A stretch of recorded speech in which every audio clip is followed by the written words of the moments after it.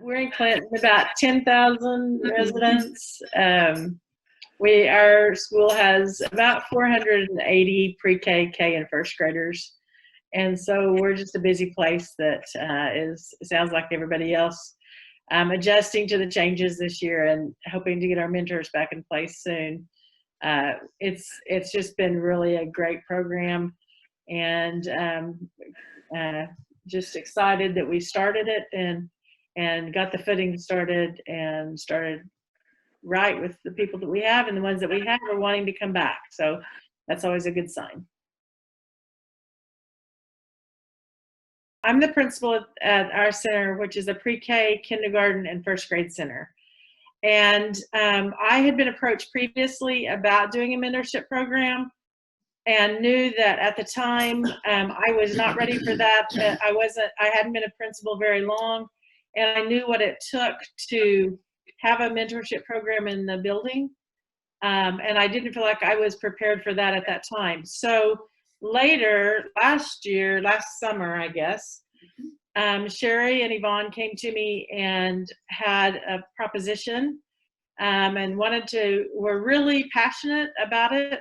And so with their persistence and persuasiveness, they won me over, and I'm so glad they did. So I'm going to let them tell you a little bit, and then I will chime back in. We'll just kind of go on this. Well, I taught music in all levels for 38 years. And in the last part of my career, I taught at 5th and 6th grade at Clinton. And then my final year, I fast forwarded and taught those same kids in high school choir. And some of them that I thought would do wonderfully were not. And then some that I thought were at risk in the 5th and 6th grade were doing great. And I kind of studied it and thought the reason is they found their talent. They found somebody who cared about them. It might have been a coach, a counselor, a teacher, a music teacher. And those kids that got left behind, I just knew if we had a mentoring program, we could change this.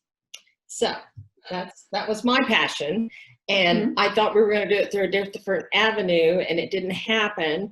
And I vented to Sherry how frustrated I was. Quite a bit. And then she, in July, called me up and said, we need to do this, and we need to do it now. And then you tell them. Okay. So I had listened to Yvonne really with her frustration with the whole thing for maybe a year. And I was busy and she was busy. And then finally last summer, I thought, okay, I think we need to do this. And I don't think it's a big deal. I think we just need to do it. That's our slogan, just do it. So we kind of formulated a plan. Yvonne knew Mrs. Taylor, so she contacted her. We met with her. We told her what our vision was and why we wanted to do it. And I love kids. I haven't been a teacher. I have raised children. I love children, and I kind of feel that it's very important to meet those emotional, those connect with them, to encourage them. That's all I am, is an encourager, and try to be a positive influence on these kids. We really do not do a lot of we do a little reading, but we don't assume the role of teacher as much as we assume the role of trusted friend and encourager. And we work with, as Mrs. Taylor said, we didn't have any pre-Ks last year, but we had kindergarten and first graders, and they're delightful. And so we feel like the COVID thing, kind of shut everything down, but we're ready to go again this year. And Mrs. Taylor is willing to work with us on how we do that safely. And we're in the process of recruiting new mentors right now, and just getting the program going again. We haven't gotten it going yet, but we will. Well, and something that was just such a good fit was Janalyn Taylor, the principal, has a talent of making things just simple, Yeah. simple, and work through it and not do needless work. And I think that is why it's been so successful, is it was so easy for the teachers and so easy for the mentors, and the whole process, we just didn't overthink it. Yeah. Mhm. Yeah. And thank you. That was a sweet compliment. I will tell you, I was trying to think as we were sitting here, Beverly came into this picture, and I'm not even sure how she came into the picture. Well, I had been working with Beverly for the other avenue. I thought we would bring this to light, but it didn't. And so I had formed this relationship with Beverly, who she was so amazing and has so much wealth of information to draw from. We didn't have to reinvent the wheel. Right. And that's what I was going to say too, is Beverly was, if you have an opportunity to work with her, for us, she gave us all of these great ideas of what other schools are doing and what could happen. But then we did go in and say, okay, we want to keep this simple. One of my fears was that it would get so big that it would fall apart because nobody was there to tend it. And that had always been my biggest fear. And really, whenever these two came to me and said, we want to do this, I said, I will be glad to, but you have to carry a huge part of this load, the biggest part of the load. So they did the name tags. When we do trainings, we do it in my office. We have a big monitor in there. We put up all the details. We talk about the background check. We talk about the fingerprints. We talk about how some different strategies of working with kids. We go through all of that. But I know there's been at least one time that I wasn't in the building when they did the training. So it's definitely been something that they've stepped up and done such a big part of. The mentors come once a week for 30 minutes. They can meet in the library. They can meet in the makerspace. We have a sensory room. They can go to the sensory room with their student. You don't go somewhere where it's just you and the child. We want to make sure that everybody's safe and everybody's protected as far as adults too.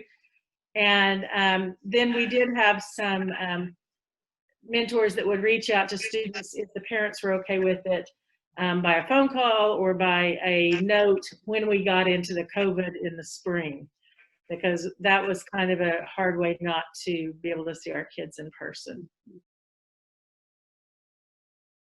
The real winners of this are us. We're the winners. We came out of this thinking, I don't know if the kids got as much out of this as we did, because it's just so delightful to see maybe a little child who's socially immature or real reserved to just kind of open up and blossom. You get them early enough and that's what we felt like. That's why we started where we started. Start them early, and our goal is, I don't know when it's going to happen, but our goal is to possibly move up with them as they get older. We would love to be able to do that, but right now we're in the process of just getting back in the classroom and getting it to work. Well, and one need we saw was we need more men. The mentors we got were friends of ours. We contacted them, and they were all wonderful people. But we do realize there's a need for more men. So we have a meeting with the fire department soon, and I think we'll draw from that. And I think that will be instrumental in going forward. We also, Clinton is a very diverse community. And so that's one of our goals that we have for our program, is that we want to make sure that our mentors reflect the students that attend our school. That's been a really important part of what we do too. My little guy, it took me about 2 days. I said, let's read, because I'm a teacher. Well, he could read like you wouldn't believe, and I was going, no problem there. And he didn't want to read, So we just kind of went with what he wanted to do. And he was an active little guy. Lots of times we were out on the playground, but it was really good because while he was doing something, then he would talk about something in his life that was kind of bothering him. And we just didn't worry about reading anymore. Once I took art stuff, and once I took a puzzle that was a flop, you find out real quick what works with them. And then you can talk to your friends, you know, what are you doing with your guy?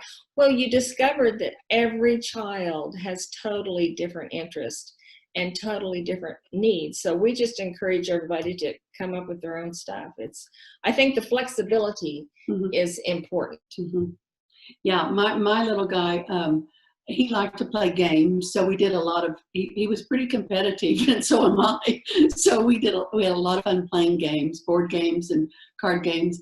And then one time I thought, maybe I'll check with his teacher and see if there's something that she needs for him to work on. So we did that a couple of times. We did his little addition and subtraction. And so when you run up against something that you don't know what you're going to do that day, you can always just ask the teacher if she has any ideas that would be helpful to the child. So it just varies. You have to be real flexible, but that's part of the fun of it. You know, they don't want to do the same thing every time either. So. Well, and we've been in the process of asking all of the mentors if they want to continue. And I think everyone wants to continue it. They've really made this connection with their mentee. And they go, oh yeah, I thought we weren't going to get to. And I said, oh, Janalyn's got it figured out how we're going to social distance, you know, so. And we do a referral process where the teachers can refer students that they feel like would benefit from a mentor. And that's been very helpful too. Then I contact the parents by phone and ask them if they would be willing to participate, for their child to participate. And I send an interest survey so that they can let us know a little bit about their child and what their child likes to do. And but I have yet to have any mentor come and say, I don't know what to do with my child. Everybody, we have enough areas in the building that are of interest to the kids, and the teachers have been helpful, so that has not been a problem at all either. And Mrs. Taylor is really good about what child needs what kind of mentor. You know, she knows, she gets to, during the training process, she gets to know the mentors. So then she kind of knows what child would work best with this mentor, and that's been very helpful. I don't think anybody's been mismatched, you know, with the wrong kid, or so that's been, it's just running great, and we can't wait to get back in.